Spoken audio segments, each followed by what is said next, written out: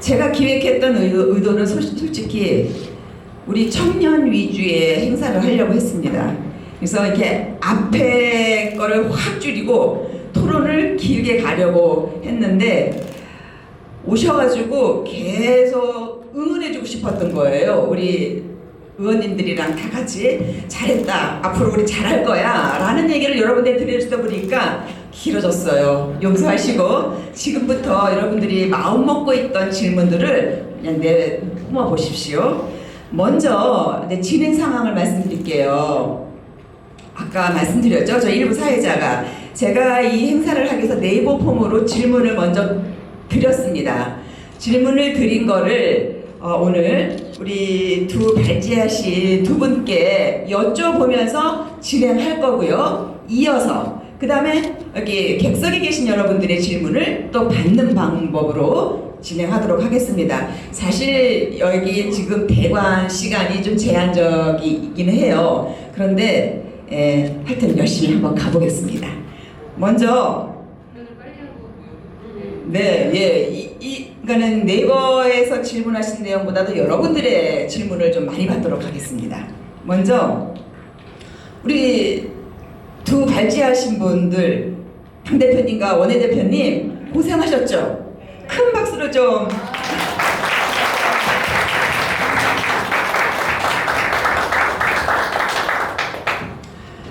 짧게 좀 여쭤보겠습니다. 제 얘기는 빼시고요. 고생했다 이걸 빼시고 이 행사를 준비하시면서 어떤 생각이 드셨을까요? 대표님께서 말씀해 주세요.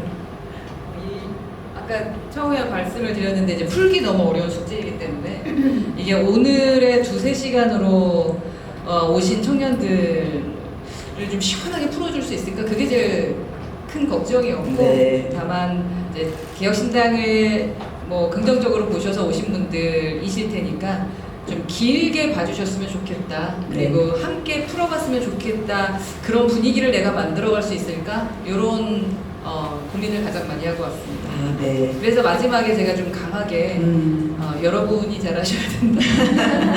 먼저 보여주실 예.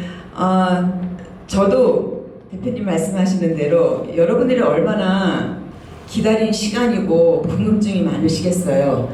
하지만 저도 말씀드리려고 했었습니다. 마지막에 우리가 이렇게 같이 가야 된다 라는 말씀을 드리려고 했는데 여기까지만 할게요. 다음에 얘기해야 되니까. 자, 우리 원내대표님, 제가 전 원내대표님이에요. 너무 어렵잖아요. 그냥 가겠습니다. 원내대표님으로 양해해 주십시오. 말씀 좀 해주십시오. 어떤 생각이 드셨습니까? 이 행사를 준비하면서 네.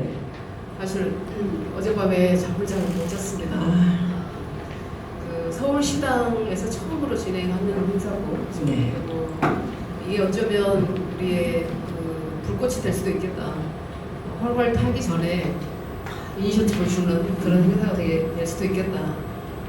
여기 오신 분들뿐만 아니라 당원 전체 분들이 아마 관심 갖고 보실 텐데 어떤 이야기를 할까 하고 고민을 좀 많이 했었습니다.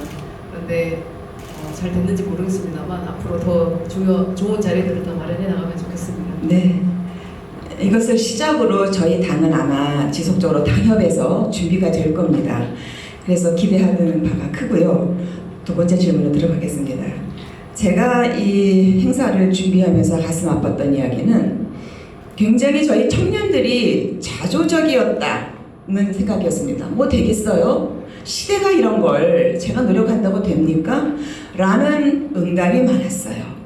그래서 최소한 그렇지 않습니다 라는 메시지는 좀 전달해야 되겠다 라는 생각이 들어서 제가 말씀을 드렸습니다. 굳이 저 양양자 원내대표님이 고등학교 나왔다 뭐 이런 얘기를 계속 우리가 해야 하고 강조할 필요가 없었지만 이유는 고등학교 나 나왔잖아요. 이유는 그 과정 속에서 어려움이 없었을까요? 그 시대는?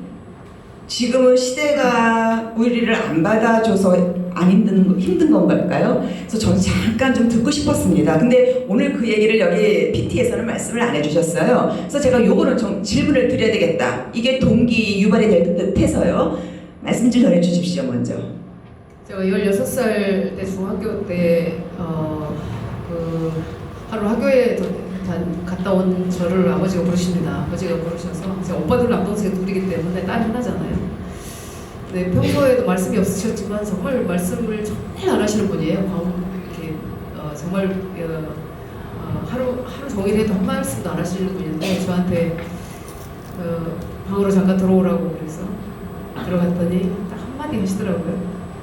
아무래도 내가 오래 못 살 것 같다. 그때가 중학교 3학년이었습니다. 중3 때 왜 그날 아버지가 그 말씀을 하시나 순간적으로 정말 많은 생각들이 머릿속을 스쳤는데 제가 그냥 한마디만 했습니다. 환하게 웃으면서 아빠 내가 알아서 할게. 그거였습니다. 그래서 살면서 저는 그냥 제가 알아서 할게요. 내가 할게요. 그리고 삼성에서 뭐 성공을 했다고 하는데 사실 성공한 거죠. 바닥에서부터 올라온 것도 아니고 지하 3층이 아니라 지하 10층부터 올라온 저로서는 삼성이라는 조직에서 살아남기에는 정말 어려웠습니다. 죽을 만큼 힘들었다고 말씀드릴 수도 있는데 그런데 그걸 넘어섰던 것은 아까 얘기했던 원띵에서 그 원 하나를 제가 가지고 왔던 거더라고요. 뭐냐면 당시에 85년도 입사했을 때 우리 대한민국의 상황을 보면 반도체를 막 시작한 때였는데 그때 어디를 모방하겠어요? 일본을 모방할 거잖아요. 도시바, 히다치, 산요, 미쓰비시 그런 일본 기업들을 따라 살려다 보니까 모든 테크니컬 페이퍼가 다 일본어로 돼 있어요. 근데 그 일본어로 돼 있는 테크니컬 페이퍼 그런 문서들을 당시에 제2 외국어를 우리 세대에서 제2 외국어는 다 도고였어요. 일본어를 할 사람이 한 명 더 없었다 이거죠. 그런데 고등학교 때 취업생들을 위해서 토요일 마지막 시간에 교장 선생님이 일본어 시간을 1시간 해줬어요. 근데 제가 취업하러 오기 전까지 몇 달 동안 히라가나 가다카나를 알고 들어온 게 그게 큰 원칙이 됐어요. 제가 주산부기 타자밖에 못하는 제가 어느 날 보니까 쌀 속에 돌멩이처럼 너무너무 제가 이 가치가 없는 사람이 되겠더라고요. 스스로가. 근데 어느 순간 제가 거울을 보면서 저를 보고 도대체 제가 누구지? 라고 생각을 하면서 깨달은 게 나를 무시하는 자가 타인이 아니라 나였구나. 그걸 깨닫는 순간 저는 제가 됐어요. 그러면서 보니까 일본어를 제가 할 수 있다는 걸 알고 그 테크니컬 페이퍼에 기가 막히게 0.5mm로 다 번역을 해가지고 이제 연구원들한테 줬죠. 그때부터 제가 미스 양에서 양양자씨라는 이름도 찾고 그게 원띵이었어요. 근데 그 원띵이 제가 일본 반도체 기술을 모르더라도 뭐 기술적인 것을 전혀 모르더라도 그게 하나가 시작이 돼가지고 공부하고 싶다는 그런 열망이 있어서 반도체 기술대학을 제가 나왔는데 제 그 네이버에 없습니다. 그 사람들이 저를 되게 무시해요. 지금도. 니까짓 게 무슨 반도체 연구원이라고 이런 말 많이 합니다. 우리 허 대표님은 절대 그런 소리 못 들으셨을 거예요. 그런데 그 일본어를 기준으로 해서 성주에서 기술대학을 나오고 기술대학을 나왔더니 학부 자격증을 안 줘가지고 제가 이 대한민국을 폭파시키든지 교육부 장관을 내가 이 다음에 교육부 장관을 꼭 학부에 말겠다는 이랬었는데 결국은 그때 그냥 주저앉지 않았어요. 다시 찾아보니까 사이버 대학이 나오더라고요. 대학 4년제 대학을 졸업장이 있어야 대학원을 가잖아요. 전자전기 컴퓨터 공부를 더 하고 싶었는데 그래서 보니까 사이버 대학에 나와서 고려 사이버 대학에 프랙티스 랭귀지로 이제 영어, 일어, 중국어를 함께하고 디지털 정보학을 함께할 수 있는 학교가 딱 그 학교가 나와서 3년 조기 졸업을 하고 석사를 들어갔습니다. 그러니까 이제 이런 일들이 85년도 입사해서 아기 낳고 신부님하고 같이 살면서 일하면서 공부하면서 지냈어요. 그런데 나의 한계를 내가 규정을 푸는 순간 내가 된다는 사실을 제가 경험적으로 알았기 때문에 절대로 다른 사람 시각이 중요하지 않아요. 나예요, 나. 내가 나를 한계를 지켜요. 그리고 10년 후에 꼭 생각을 하고 10년 후에 내가 어떤 사람이 됐을까. 요거였습니다. 지금도 그렇습니다. 네, 죄송합니다. 박수 한번 넣어주십시오. 여러분들은 성공한 양양자 의원님이 아니라 그 당시에 애쓰면서 고생하며 그거를 돌파했던 그 모습을 지금 이 시점에 만나셔야 됩니다. 자, 그러면 우리 허 대표님은 넉넉했을까요? 제가 알고 있는 우리 허 대표님은 인하공전을 나오셨죠. 예, 제가 인천 여고 출신이라 인천에 잘 압니다. 근데 보시면 일단은 인하공전은 이뻐야 들어가는 학교이긴 맞아요. 아무나 못 가는 곳입니다. 아무나 못 가는 곳이에요. 예, 여러 가지 기준이 아무나 못 합니다, 승무원. 예, 그런데 일어나셔서 지금 이 자리까지 얼마나 출중하십니까? 여러분 즉흥적으로 지금 어저께까지만 강행군 하고 오셨는데 오늘 PT 지금 받았어요. GP 여러분 느끼셨습니까? 못 느끼셨죠? 이러한 출중한 능력이 노력을 토대서 가져간 건데 자, 한 말씀 좀 해주십시오. 말 시작하면은 오늘 밤새 해야 되는데 저는 멘토가 너무나 중요하다고 생각하는 사람 중에 하나예요. 그러니까 제가 고등학교 3학년 때 그 전까지 공부 좀 했는데 여튼 대학에 자꾸 떨어지는데 저희 고3 선생님께서 은하 너 승무원이란 직업을 아니? 라고 물어보더라고요. 그러면서 그 인하공전 항공운항과를 추천해 주셨어요. 그래서 그 대학에 가서 제가 2등으로 들어가가지고 나름 또 공부도 잘했답니다. 그렇게 승무원 생활을 한 것이 제 인생을 완전히 바꿔놓은 것 같다. 그래서 저는 그 고등학교 때 고3 때 선생님을 못 잊겠어요. 너무 감사하죠. 저희 개혁신당이 여러분에게 그런 역할, 그리고 내가 엄마 큰 누나 리더십을 가지고 우리 청년들에게 그런 역할 해주고 싶다라는 생각을 좀 하고 있습니다. 왜냐면 그분이 아니었으면 저는 여러분 앞에 서 있지 못했을 거니까. 그리고 제가 승무원 생활을 하다가 끝까지 이제 해보고 싶었는데 이제 디스크 때문에 그 승무원을 그만둬야 됐었어요. 그러면서 무슨 일을 해야 되나 하면서 제가 창업을 했는데 그때부터 알던 이제 연대에 다니는 연대는 참 좋더라고요. 끝나고 나면은 학생들에게 창업 동아리도 만들어주고 창업지원센터 같은 게 있었어요. 근데 이제 전문대나 이런 데 나왔던 사람들은 그런 네트워크가 없거든요. 근데 아는 친구한테 책상 하나를 빌려서 그 책상에 이제 한 30만 원이고 얼마씩 주면서 저희 창업하는 친구들하고 그 예라고라는 회사를 꾸려 나갔었습니다. 근데 그때 그 창업했던 친구들이 저희에게 했던 말이 있어요. 너희가 성공하면 내 손에 장을 짓지. 그들은 좋은 대학 나왔고 나는 그런 데 나와서 그런가 봐요. 저는 참 재밌었어요. 그래서 그래 그럼 한번 손에 장 짓는 거 봐보자 라고 했는데 그 회사는 망했고 저희 회사는 20년을 버텼었습니다. 그렇게 하다가 이 업계에서 제가 그래도 알려져서 인재영입이 돼서 인재영은 별로지만 인재영입이 돼서 국민의힘의 비례대표를 하게 됐는데요. 사실 뭐 그 올라가는 과정에도 여러 가지가 있었습니다. 제가 박사까지 했잖아요. 근데 박사 과정에서도 참 참여를 많이 하시더라고요. 니주제라는 단어까지도 들었습니다. 니주제에 여기 와서 마케팅을 하겠다고?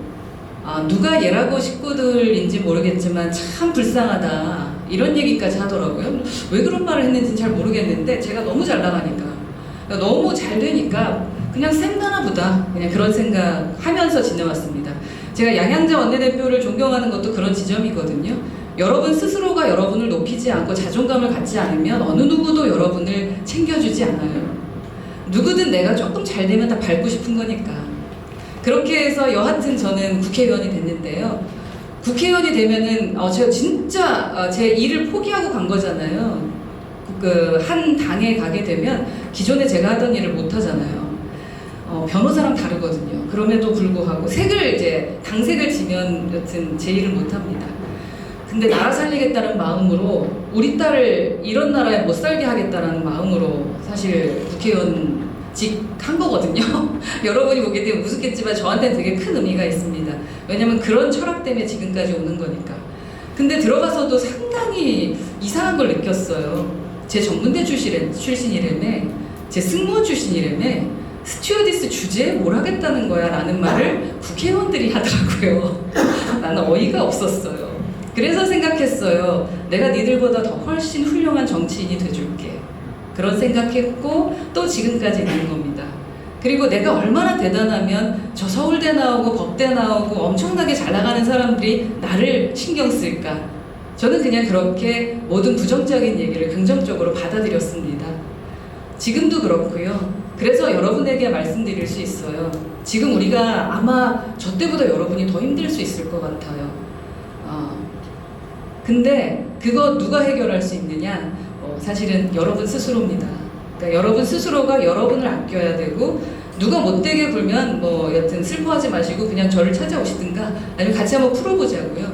저희 기억신당이 여러분의 엄마가 돼주고 싶어요. 그리고 저도 여러분의 큰 누나가, 여기 여자도 있지, 큰 언니처럼 큰 언니처럼 큰 누나처럼 정말로 기득권들이 자기 거 놓지 않겠다고 남을 밟아가며 남의 자존심까지 이렇게 망가뜨리고 또 이 사회적 구조까지 바꿔가면서 지들만 잘 살겠다고 하는 이 세상에서 누가 우리를 챙겨주겠어요? 우리가 챙기는 거죠.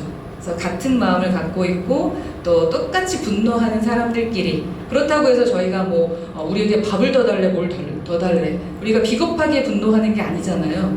정상적이지 않은 사람들을 대상으로, 비정상적인 사람들을 대상으로 정상적인 우리가 지금 분노하는 거기 때문에 그 길에 저희가 같이 서주고 싶은 겁니다. 제가 걸어온 길이. 그리고 제가 영등포에서 많이 얘기했지만 저희 부모님은 길거리에서 과일 노점상 하시던 분이에요. 제가 어렸을 때 20대 초반 때 가장 부모님께 죄송했던 것은 사실 왜 우리 부모는 대학도 못 나왔을까? 왜 우리 부모는, 내가 왜냐면 영업할 때 너무 힘들더라고. 네트워크가 없으니까 영업이 너무 힘들더라고. 왜냐하면 제가 좋은 대학도 나온 게 아니고 또 우리 부모가 좋은 것도 아니고, 그러다 보니까 왜 우리 부모님은 그럴까라고 생각한 적이 있었었죠, 잠시. 근데 그때 그거에 대한 죄책감을 느낍니다.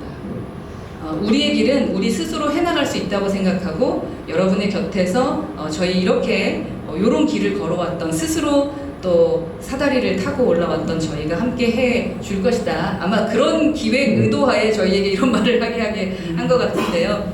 저희 둘이 제일 가슴 아파하고 지금 조홍천 의원님 끝까지 앉아 계시는데, 저희가 안타까워하는 것은 그나마 저 같은 사람이 살 때는 어떻게든 사다리를 타고 올라올 수가 있었는데 이제는 그 사다리마저 무너지는 것 같아서 그게 가장 가슴 아프기 때문입니다. 여튼 여러분과 함께 하겠습니다. 네, 감사합니다. 박수도 넣어주십시오.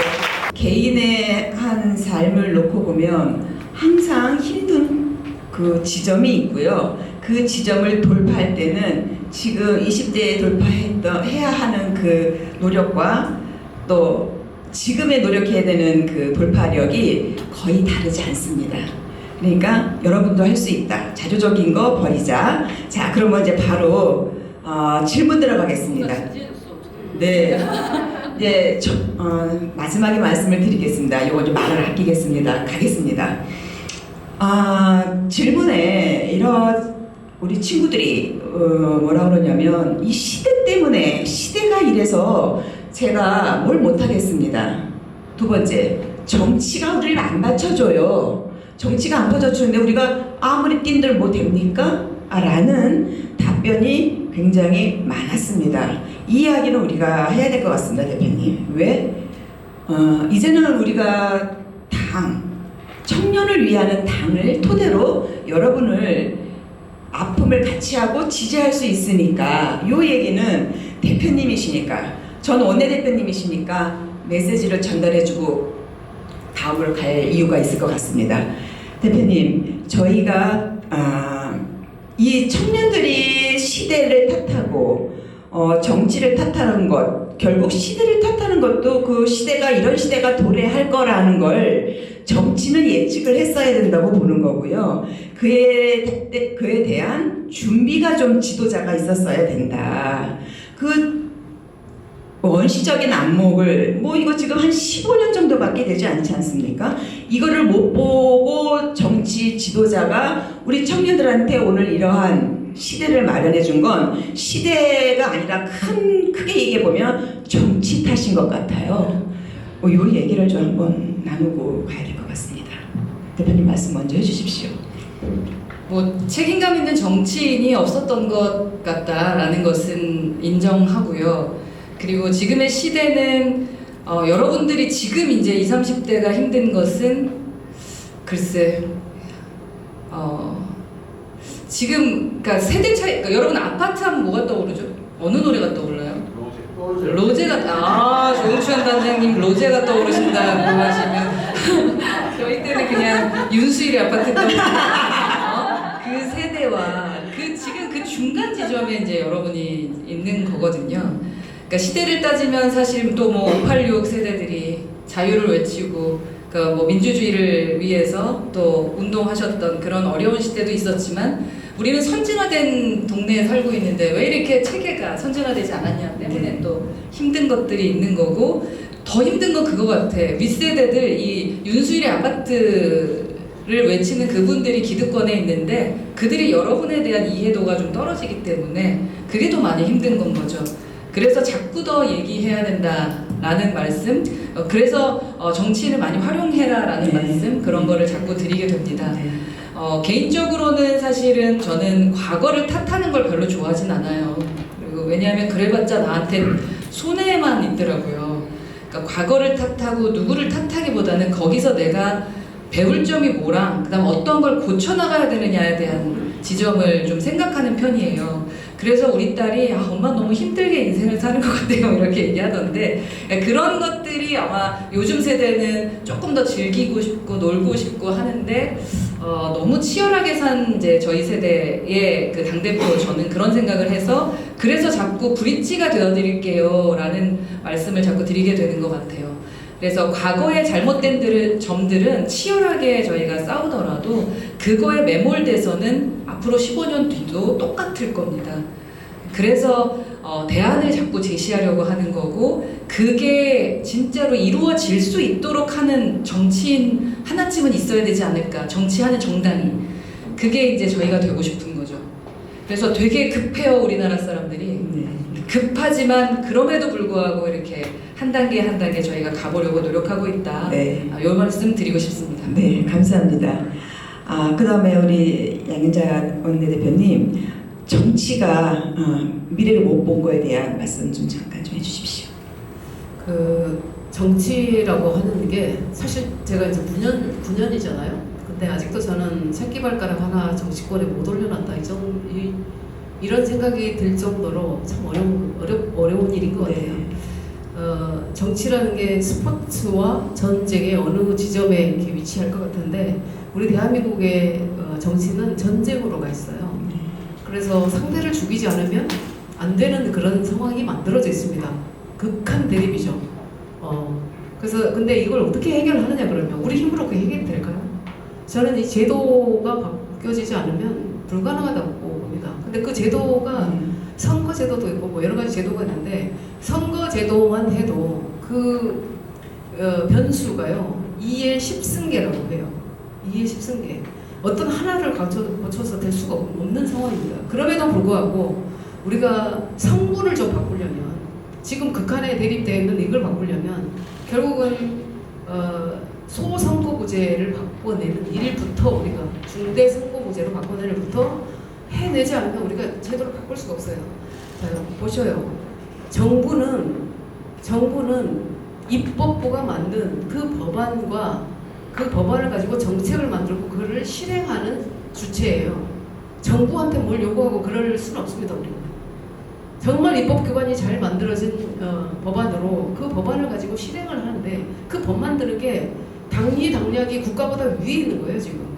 근데 그 당리당략이 국가보다 위에 있는데 그 당리당략이 위에 있는 게 뭐냐? 개인 사익이에요. 지금 뭐 방탄 뭐 이렇게 집회도 하고 그러는데 얼마나 많은 비용들이 이렇게 들어가겠어요.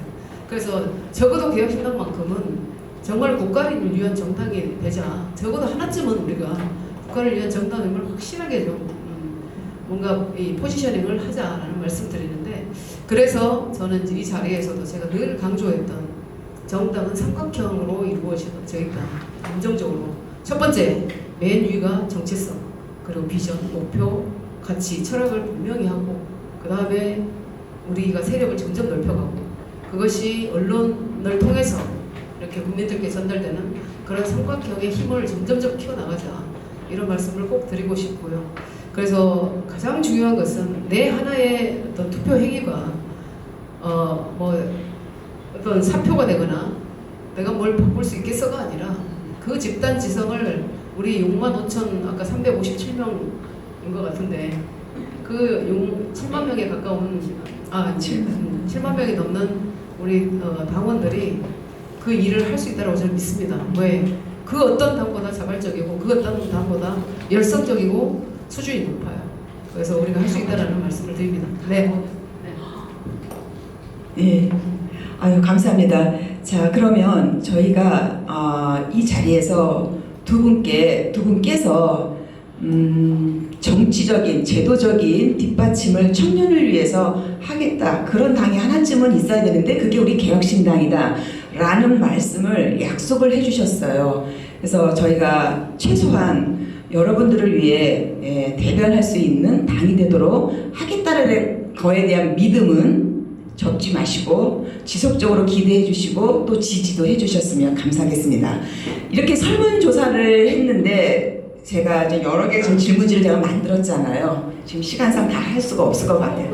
네, 다 할 수가 없어서 요것으로서 여러분들이 개혁신당에 내가 열심히 하는 거에 대해서 필요하구나라는 동기유발만 됐다면 이건 절반의 성공이라고 생각을 하고 질문지의 질문은 여기서 마무리를 하도록 하겠습니다. 그리고 플로어에서 질문하는 걸로 넘어가도록 하겠습니다.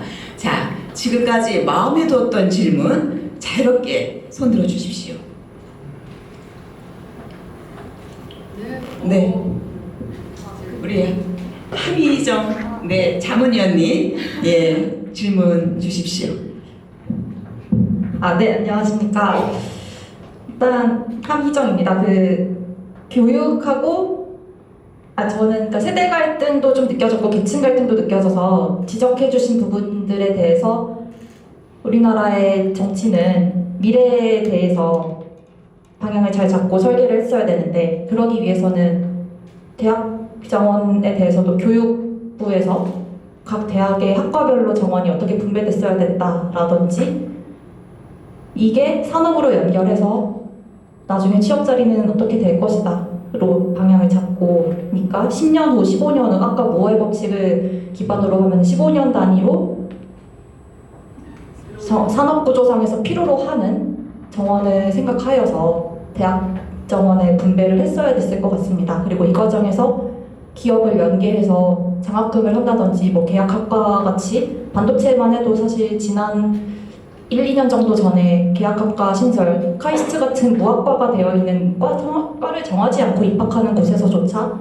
계약학과라는 곳이 있었던 것처럼 뭔가 제한이 있었어야 되는데 그리고 반도체를 키운다 이런 쪽으로 갔어야 되는데 갑자기 의대정원 증원을 한다 해서 대량 자퇴가 있는 시점입니다. 그리고 의대 정원이 늘어나서 실제로 수시 합격자를 만들고 정시 합격자를 만들고 해서 2호학번에 받는다 해도 그들이 지금 나와 있는 의대생들 때문에 2, 4학번과 2호학번 간에 갈등이 생겨서 내년도 예과 1학년은 어떻게 수업을 듣겠는가 부분도 문제가 될 것이고 해결이 되지 않는 구조상에서는 2, 6학번 또한 어떻게 될지 모르는 시점입니다. 이렇게 갑작스럽게 변화되는 거를 제한하는 구조가 있었어야 됐을지 하지만 이것이 이건 안 돼라는 포지티브에서 네거티브로 바꾸는 규제니까 괜찮은 건가 생각도 들면서도 미래 설계에 맞는지 좀 고민이 들어서 여러모로 종합적으로 좀 현 시점에서 어떤 대안들을 생각하고 계시는지 여쭙고 싶습니다. 네, 감사합니다. 교육이 청년 세대가 기성세대가 만들어 놓은 교육을 받고 성장했더니 나와서 보니 지금과 같은 현실이다. 왜 미리 계획을 못했느냐 질책하는 겁니다. 지금 이제 저희가 답변을 해야 되겠습니다. 허 대표님 말씀 좀 해주십시오. 글쎄 정원을 몇 명을 해야 된다라는 얘기를 제가 지금 말씀드리기는 좀 그렇죠. 조심스럽죠. 왜냐면 그건 또 교육위 쪽에서 논의해서 해야지 대충 생각하니까 몇 명이면 좋겠다 이렇게 얘기하면 윤석열 대통령하고 다를 바가 없죠.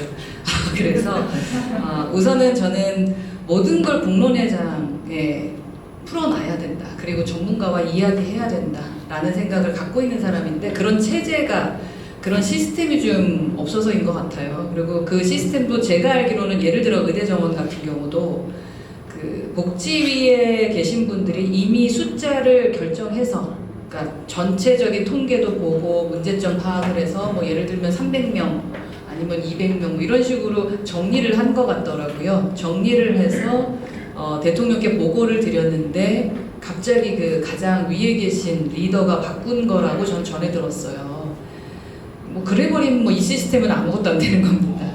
그러니까 그런 시스템의 문제부터 그래서 지금 이제 대통령제에 대한 얘기들이 자꾸 나오는 것 아닌가 하는 생각이 들고요. 또 다른 것도 다 마찬가지라고 생각해요.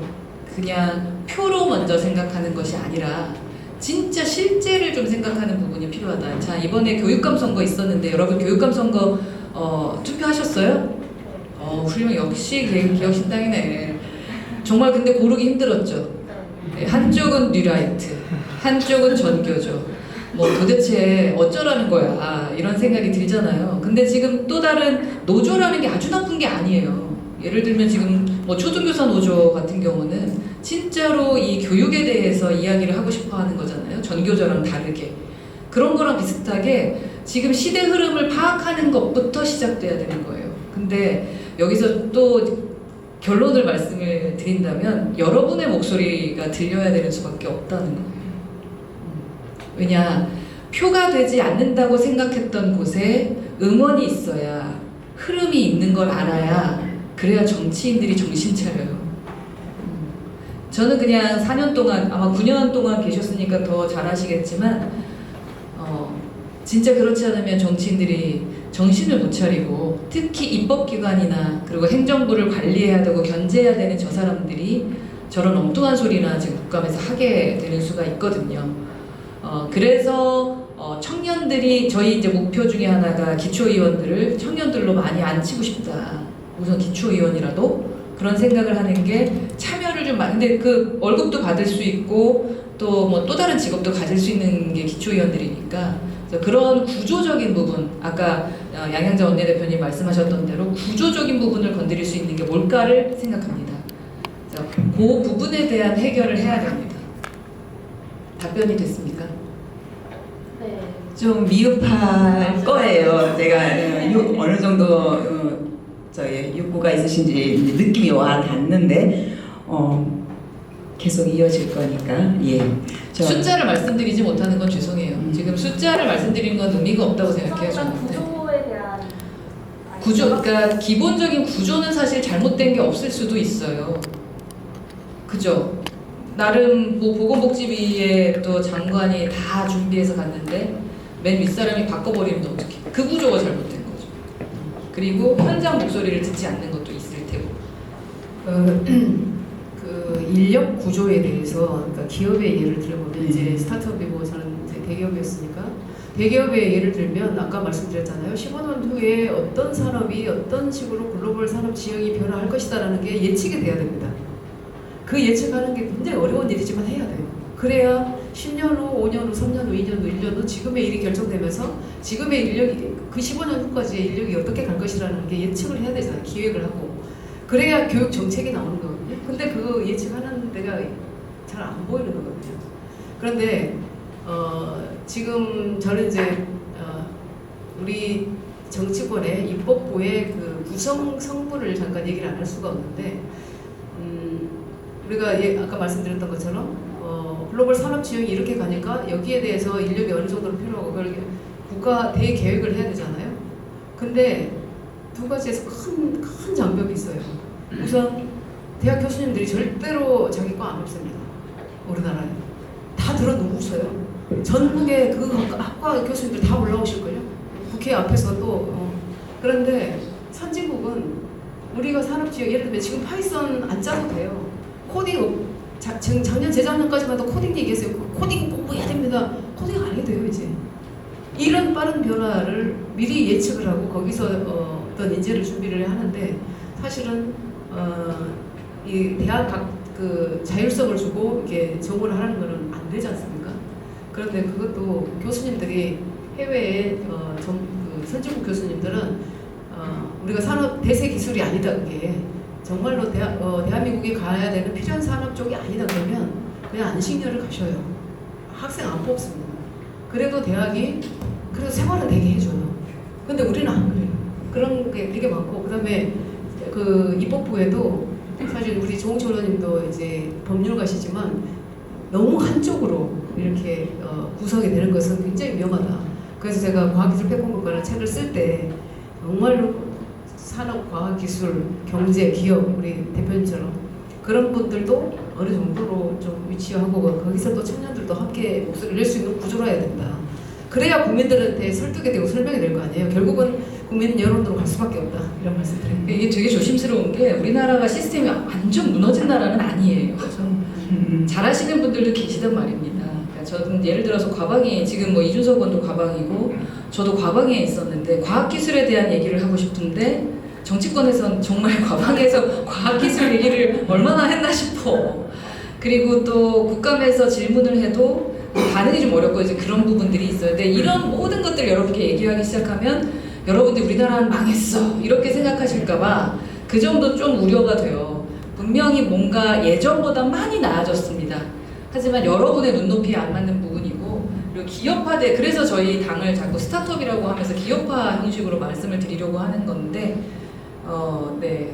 학생과 기업인들이 이해하지 못하는 또 정치권에 좀 문제가 있는 것이 아닌가 그렇습니다. 답이 그 원하는 답이 예.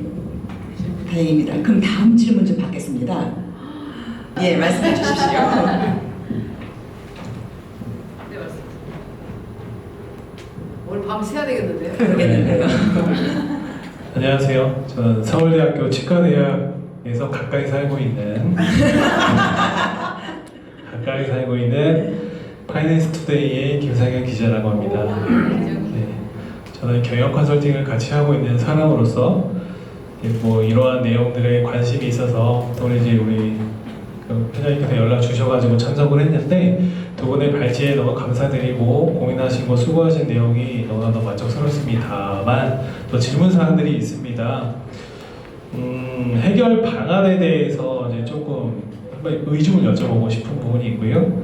아까 말씀하셨던 시스템이라는 거를 굳이 저희가 문화라고 좀 표현을 하면 그 문화적인 부분, 그 다음에 법률적인 부분이 얘기가 나올 수밖에 없을 것 같아요. 노동법, 좀 인권에 강화된 이 노동법 좀 많이 치우쳐져 있다라고 좀 판단이 되거든요. 제 생각에서는 저는 대표님들을 만나고 이제 어떤 컨설팅을 진행하거나 대표님들을 인터뷰하는 경우가 많아요. 그럼 대표님들은 다들 더 죽을 소리를 하세요. 뭐 죄송한 표현입니다만 여러분 우리는 좀 느끼실까요? 저는 이제 40 중반쯤 됐거든요.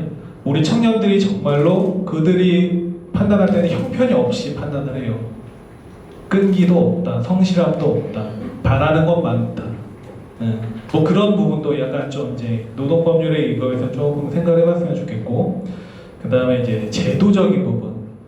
외국인 노동자들께서도 이제 우리나라에 와가지고 열심히 근로를 하시는데 한 1년 근무하시고 뭐 이제 하시면은 뭐 무슨 수당 막 나오는 거 있죠.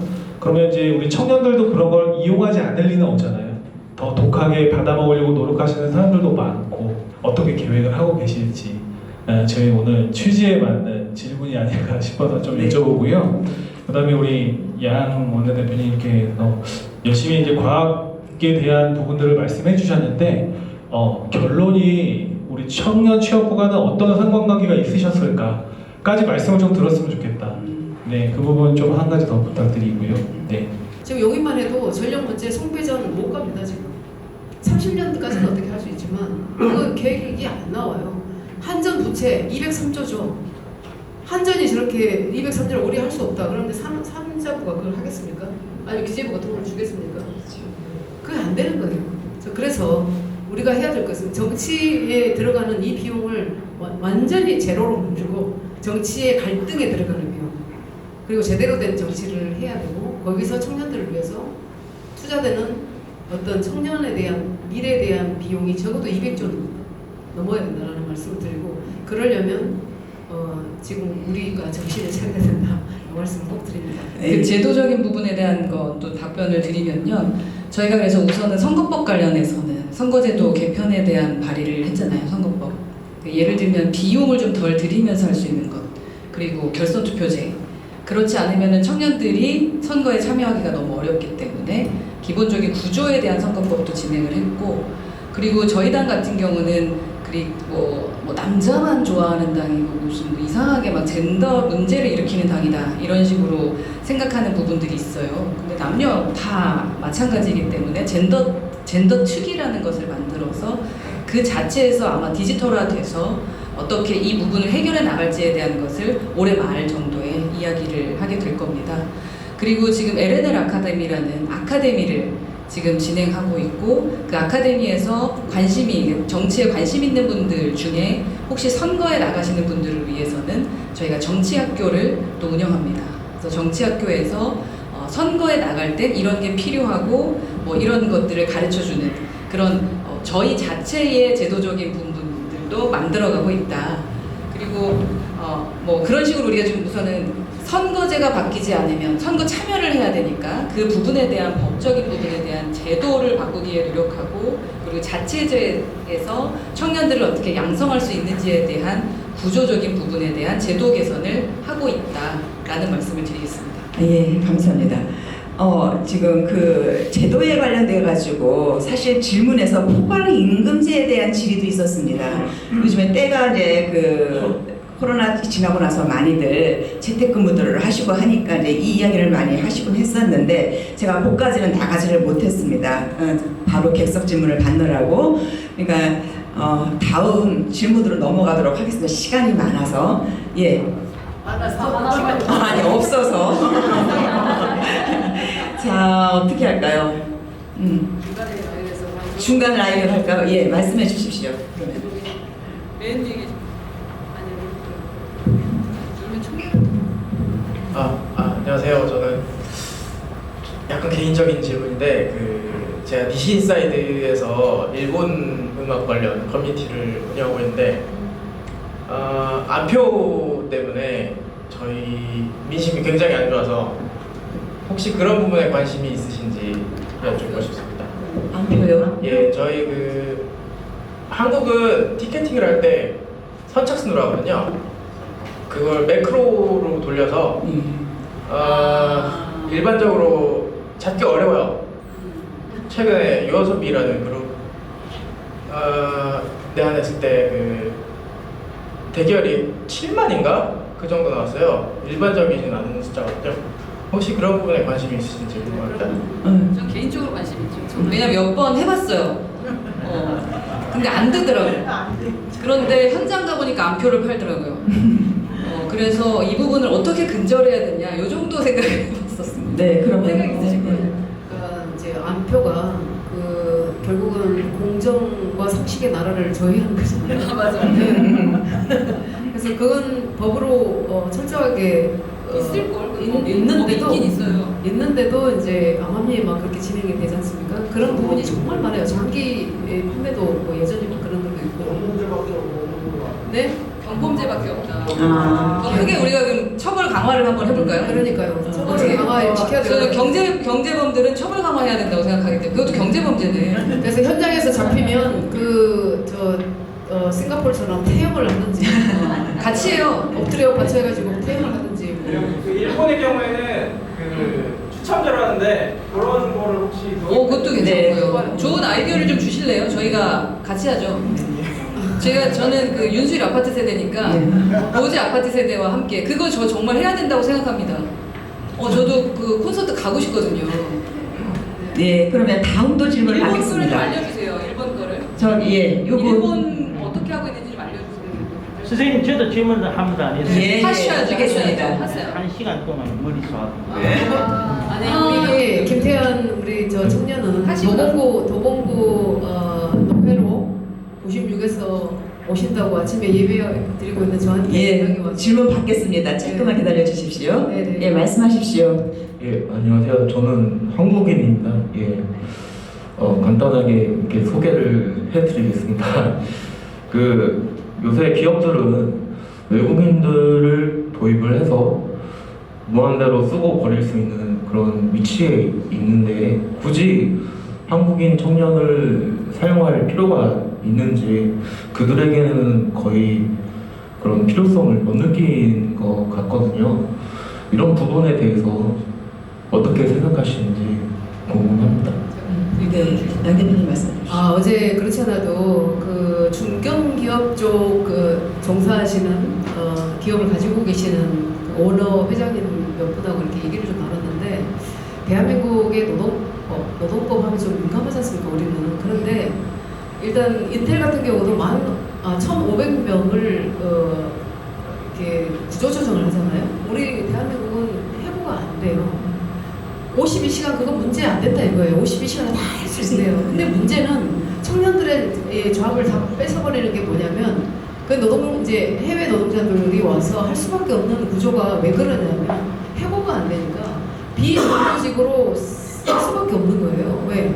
해고가 안 되니까 정규직으로는 채용이 안 된답니다. 근데 이런 노동법을 바꾸려고 하면 우리 민주노총 노총에서 들고 일어날 것이기 때문에 무서워서 못 하고 있는데 이거 과감하게 해야 돼요. 저는 그렇게 생각을 합니다. 저는 그 고용도 중요하지만 해고가 더 중요하다고 생각합니다. 예, 이게 균형적으로 이루어져야지 이게 선순환의 구조를 가질 수 있다고 생각합니다. 이런 부분을 해고도 이제 자유롭게 기업에게 자유를 줘서 그런 이제 선순환 구조를 만들 수 있도록 노력해 주셨습니다. 자유로운 해고에 찬성하시는 거예요? 거기에 네, 자유롭게 저는 젊은 한국 남성이지만 그런 부분에 대해서 정말 저는 찬성을 하고 이게 이제 결과적으로는 뭐 세대 갈등 이런 이제 뭐 역피라미드 구조를 좀 어느 정도 해소할 수 있다는 생각을 합니다. 예. 네. 저 딱 한마디 앞서 나가시죠. 그게 뭐냐면 요새 제일 가슴 아픈 게 뭐냐면 특히 삼성도 마찬가지 다 다른 기업도 마찬가지인데 40대 중반에 넘어서 임원이 안 되잖아요. 그러면 연세 드신 기술자들이 고수들이에요. 근데 그분들을 어떻게 해버리냐면 이게 임금 피크제 가지고 네. 사람을 완전히 무슨 그 생명 유지 장치를 대놓고 있는 것처럼 그렇게 만들어버려요. 근데 아이들 뭐 대학 가고 돈이 많이 들어가거든요. 그러니까 이러지도 저러지도 못하는 거예요. 그렇다고 해고도 안 되니까 이 사람들을 임금 피크제로 계속 임금을 깎아나가는데 로열티를 어떻게 끌어낼 수가 있겠냐고. 저는 그 고수들이 나가서 자기 기술로 다른 기업에 가서도 일을 할 수 있도록 하려면 결국은 해고라는 말에는 굉장히 그 가슴 아픈 어떤 부정적 의미가 있기 때문에 그래도 잡 시큐리티라는 그걸 올려서 다른 데 가서 일을 할 수 있게 해준다면 저는 그게 노동유연성이라는 이름을 우리나라는 얘기를 하지만 조금 더 발전적으로 갔으면 좋겠어요. 청년들한테도 저는 그래야 기회가 있다고 봅니다. 네. 이 정도로 답변을 하는 걸로 하겠습니다. 그 다음에 여기 지금 지쳐가지고 계신 분 꼭 우리 다 저기 질문 받아야 될 것 같습니다. 네. 저는 이 장애인입니다만은 저도 이 어저께 윤석열 정부에 참 실망을 많이 했어요. 이 19% 지지율이 얼마나 그때 한동훈 대표도 말씀을 하셨을 겁니다. 정치를 얼마나 개같이 했으면 개같은 정치 때문에 윤석열이가 대통령이라도 반성을 하고 이거는 잘못됐다 저거는 잘했다 하는 거 이래 해줘야 되는데 무조건 편파적으로 뜨니까 이건 너무 실망이라서 제가 그것을 탈당을 해가 어제 당파입을 했었고 잘하셨어요. 우리 엄마하고 아버지는 부산에서 지금 시내버스 기사를 하고 있고 큰애님하고 작은애님이 서울에서 버스 기사를 하고 있어요. 여기서 우리가 돌이켜봐야 될 거는 취업할 때 불법 채용이 없어야 됩니다. 이 지금 불법 채용이 전부 이 낙하산 인사로 보일 수밖에 없는 상황인데 요번에 10월 22일 날 우리 국회 교육위원회에서 국정감사에서 이런 말이 나왔어요. 부산 진구가 국민의힘 출신의 정성국 국회의원께서 이제 정근식 교육감 보고 요번에 지난번에 2017년도 2018년도에서 조희연 전 교육감께서 불법 채용 교사 5명 중에서 지금 3명이 지금 버젓이 서울 이 근처에서 지금 근무를 하고 있답니다. 그래서 이게 교육청에서 이런 것도 불법적으로 채용이 돼가 왔지만은 또 오죽했으면은 조전현 교육감도 7.18로 뭐 어쩌고 저쩌고 이런 라이트 이런 소리 나오고 있고 정근식 교육감께서는 또 조희연 전 교육감의 아바타를 그런 소리 듣고 있어요. 그 상황에 봤을 적에 우리 청년들도 취업할 때에 불법 채용이 없어야 되겠고 이 조희연 전 교육감이 5명 그 직원 중에서 이게 불법으로 드러났으면은 감사원에서 드러났으면은 이미 유죄가 다 확정됐잖아요. 그래서 이거는 3명이 아직까지 버젓이 근무 쓰고 있는 것에 대해서는 이게 적합한가 아니면은 그 똑같이 공평하게 이걸 잣대를 해가고 뭐 어떻게 처리를 해야 되는가. 우리 지금 앉아 계시는 조홍천 지금 전 국회의원님도 전직 검사 출신이셨지만도 이거에 대해서 이게 불법적인지 아니면 합법적인지 이걸 정확하게 이걸 캐묻고 싶네요. 네. 그래 지금 이게 지금 서울 교육도 희청희청합니다 지금. 네. 네. 예. 그러면은 이제 이거는 사실상 지금 저 하신 건데 대표님 잠깐 한 말씀만 잠깐 해주시고. 아 네. 그러면 우리 조홍천 의원님께 지금 방금 나가셨어요. 제가 답을 들어가지고 알려드리도록 하겠습니다. 저한테 전화번호 있으니까 제가 알려드릴게요. 네, 자 그럼 한 분. 아우 이거 어떡하죠? 다 질문 받겠습니다. 저기 마스크 쓰신 다 맞고. 예 우리 질문을 다 다 질문에 한꺼번에 받겠습니다. 질문해 주십시오. 네, 반갑습니다. 오늘 뜻깊은 교육에 참석하게 돼서 너무 영광자리라고 생각하고 저희 허나 대표님하고 양양자 대표님 그리고 안 계시면 조홍천 의원님 이렇게 만나뵙게 돼서 너무 감사드립니다. 저는 짧게 오늘 주제에 대해서 청년 취업이라는 게 여러 가지 문제에 얽혀 있다고 생각을 합니다. 근데 그 중에서도 저는 청년 취업이 지금 현재 과연 일자리가 없어서 청년 취업이 어려운가? 사실 저는 그렇게 생각합니다. 그래서 이 청년들이 정말 이 질 좋고 양 좋은 일자리로 가야 된다고 저도 그렇게 생각을 하지만 요즘 5인 미만, 10인 미만, 50인 미만 이 중소기업, 중견기업에 사실 일할 수 있는 사람이 없는 것도 엄청 많습니다. 신문이나 뉴스를 보면. 근데 과연 이런 기업들이 왜 사람들이 오지 않는가? 이 젊은 청년들이 정말 일할 수 있고 꿈을 펼칠 수 있는 이곳에 왜 올 수 없는가를 생각해 보면 저는 일단 현재 우리 정부에서 추진하고 있는 정책이나 이런 것들이 과연 그런 기업들까지 스며들고 있는가? 과연 시행하고 있는가? 이게 정말 크다고 생각하는 게 첫째로 얼마 전까지 저희 출산 지원 정책 이런 각종 정책들이 이런 기업들까지 안 간다고 생각을 합니다. 제일 먼저 가는 곳이 공기업, 공직자들, 공무원들 이런 분들과 지금 거기서 일하시는 분들의 격차, 이 복지의 격차가 엄청나다고 생각합니다. 저는 대기업과 중소기업, 중견기업들은 임금 차이가 분명히 있어야 된다고 생각합니다. 분명히 있을 거고. 근데 이 국가에서 하는 정책에 대한 복지를 받아들이는 것은 평등해야 된다고 생각합니다. 그리고 하나 더 말씀드리면 아까 허은하 대표님께서 좋은 말씀 하셨는데 개혁신당이 어디서부터 가야 되냐? 기초의원부터 시작을 이렇게 뿌리 가야 된다고 생각하기 때문에 이런 정책들이 밑에 있는 하위 기업들 정말 이 소기업들부터 정말 이 깊숙이 이런 좋은 정책들이 스며들어야 대한민국이 조금씩 이 청년들이 가지 말라고 해도 가고 싶은 그런 공장이나 기업들이 돼야 이 산업화에서 우리가 더 발전할 수 있고 그리고 삼성, LG, 현대 이런 기업들이 처음부터 대기업이 아니었다고 생각합니다. 그런 기업들이 무궁무진하게 계속 나와야 된다고 생각합니다. 우리 이 대한민국에서. 그래서 거기에 대한 이 제도나 정책들 좀 꼭 바로 바뀔 수는 없겠지만 꼭 살펴주시기를 좀 말씀드리고 싶어서 이렇게 질문드립니다. 예, 고맙습니다. 질문 1이고 또 한꺼번에 질문을 다 받고 답변을 같이 하도록 하겠습니다. 안녕하십니까. 저는 현재 정치국제학과를 전공하고 있는 박주영이라고 합니다. 네, 두 분께 각자 한 개씩 질문을 하고자 하는데요. 먼저 이제 허은하 대표님께서 해주신 발제 너무 잘 들었고요. 저도 그 부분에 대해서 정말 공감을 하고 있는데 한 가지로 지금의 교육이나 모든 부분에서 청년들에게 너무 많은 잡다한 능력치를 요구하는 것이 아닌가라고 생각을 하고 있습니다. 대표적으로 현재 뭔가 코딩 열풍이 불면서 모든 초등학생들이 코딩을 기본적으로 받고 있고 저도 현재 대학교에서 1학년 때부터 듣는 수업에 그런 C 언어나 프로그래밍을 배우는 수업이 포함되어 있습니다. 뿐만 아니라 문이과 통합교육이라는 명목하에 전반적으로 학생들에게 너무 많은 능력치를 요구하고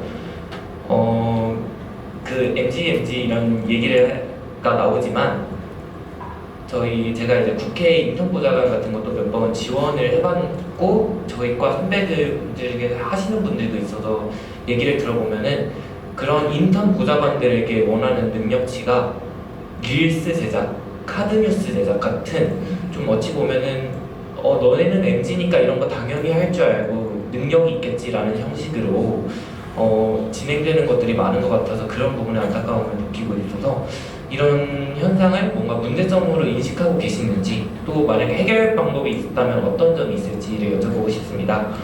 양양자 이제 원내 대표님께는 저는 너무 뼛속까지 문과인 사람이라 반도체라는 부분에 대해서 너무 모르고 한데 이제 그런 비전 반도체 국가에 대한 비전에서 그러면 저 같은 문과 사람들은 어떤 역할을 할 수 있을지 어떤 부분에서 우리가 그런 부분에서 도움을 줄 수 있을지를 여쭤보고 싶습니다. 네, 자, 또 질문 받겠습니다.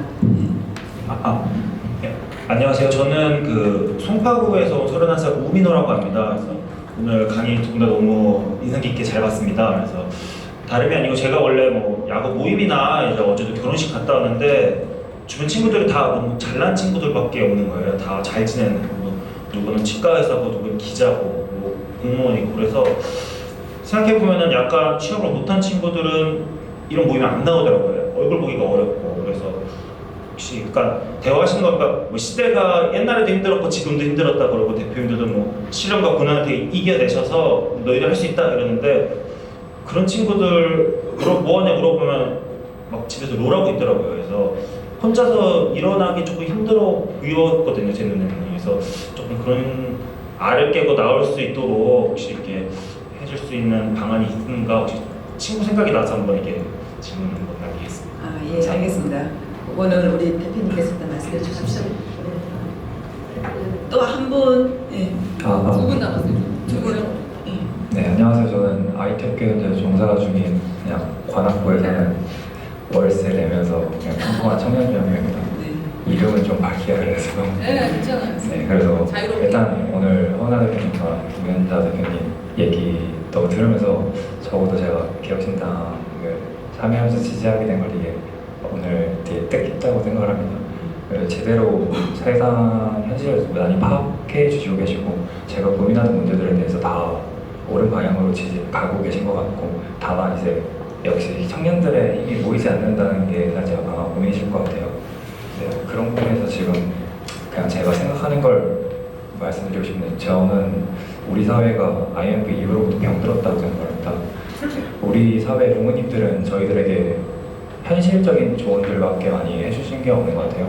예를 들어 IMF 이후에 회사가 부도나고 저희 부모님이 힘들어지는 것들 주변에 다 보고 집값, 그때 당시에 이제 떨어진 집값들 매수하는 사람들 그리고 서울에 집이 들어간 사람 안 들어간 사람 그걸 통해서 차별과 이제 결국에 나를 지켜준 사람은 나밖에 없다, 우리 가족밖에 없다. 그리고 가족 넘어서도 사실 돈 문제 때문에 가족 안에서 불화가 일어나고 살인사건도 많이 일어나지 않습니까? 그런 거 보면은 그렇게 결국에 나온 우리 사회의 가장 큰 병이 그러니까 그 상처가 좀 개인주의라고. 사실 개인주의는 전 더 좋게 생각을 하지만 이기주의를 표방한 개인주의라고 생각을 합니다. 지금 현재는. 저희 사실 청년들 대의가 없습니다. 개인주의에서 그러니까 개인주의 안에 있다 보면 어쩔 수 없이 자기를 위한 효율만 따지게 되는데 사실 대기업 가고 중소기업 안 가기 싫어하는 이유 솔직히 말해서 까우 상하니까 그러니까 까우가 상하니까 어디 가서 중소기업 가가지고 막 일한다고 말 못하는 그 분위기 사회가 부모님 돈 백 있으니까 저를 그렇게 능력 없어도 좋은 차, 뭐 명품백 들고 다니면서 허세질하는 SNS들 그게 지금 개인주의 안에서 지금 다 그냥 사회가 병들어가고 그리고 우리가 사실 능력이 있어도 저는 지금 제 개인적으로는 정말 저도 스타트업을 경험했고 지금 현재는 사실 저 스타트업을 대의를 쫓기에는 무섭더라고요 세상이. 그래서 저도 결국에는 안정적인 직장을 찾게 됐는데 그게 들어오고 나니까 정말 좀 허망했습니다. 돈을 벌어도 내가 추구하는 나라 발전도 지금 정치판도 보고 있으면 아무락이 그지없고 삼성전자 다른 대기업들도 경쟁을 점점 중국이나 다른 대만에게 이뤄가고 있고 여기 안에서 내가 열심히 사는 이유를 찾기가 참 어려운 것 같습니다.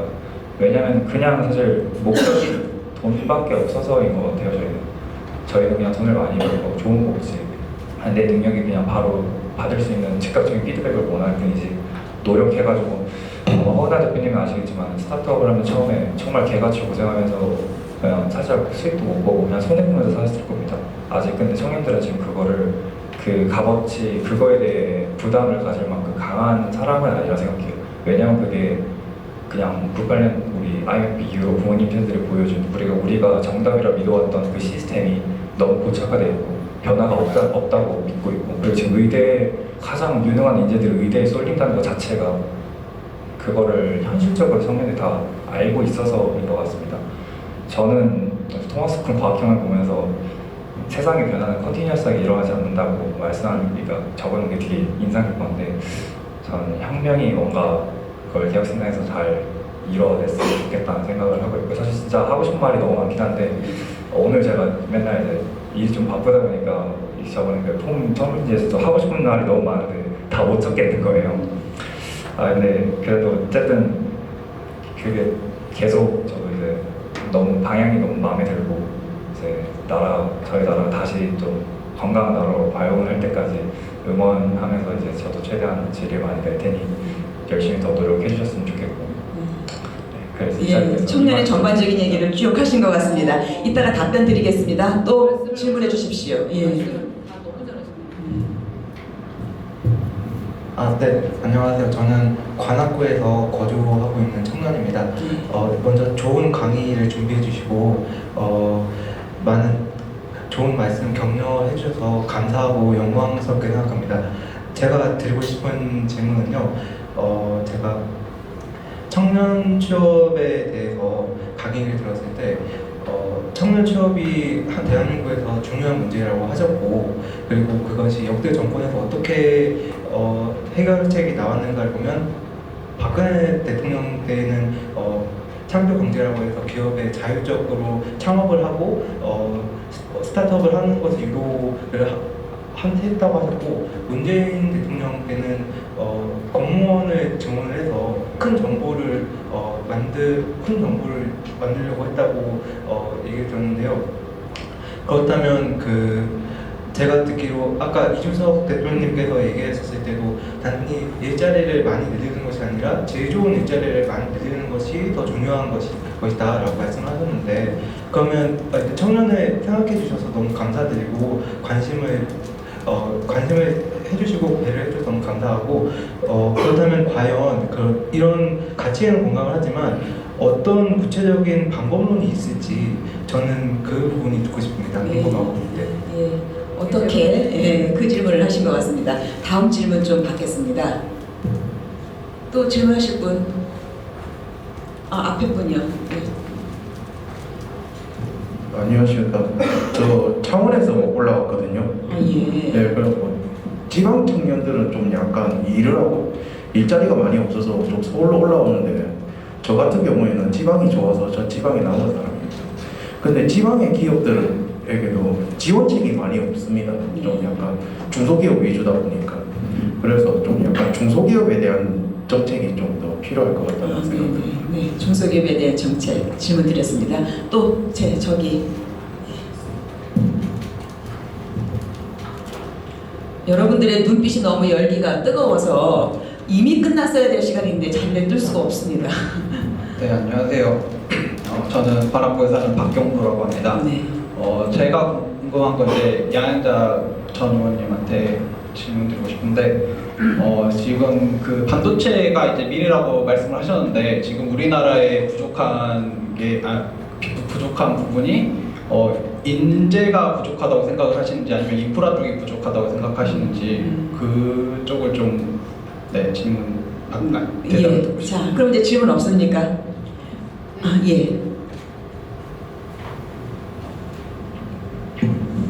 윤수일 아파트 세대랑 정말 다른데 일단 질문을 오늘 굉장히 유의미한 자리인 것 같습니다. 예. 여기군요. 예.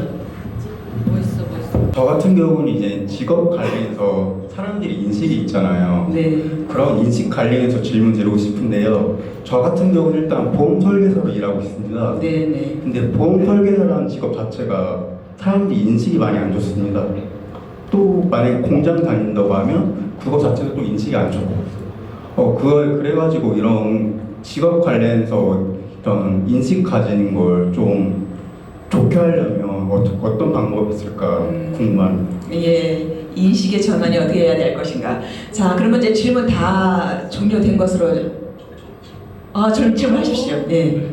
지금 계속 행사도 다가 두 분 발제하신 거 듣고 저 질문 드리고 싶어서 먼저 그 양자 전 원내대표님 거는 질문 드리고 싶은데 저는 물리학과 출신입니다. 그래서 이때까지 국가에서 여러 투자를 안 해온 것도 아니고 여러 투자 인프라가 이루어지고 또 그거에 맞게끔 대학은 여러 가지 방향을 맞춰서 발돋움을 하고 최근에 저 있는 대학교는 몇 억을 지불해서 그 장비도 설치해서 실질적으로 체험을 할 수 있는 그런 인프라도 구축이 되었다고 합니다.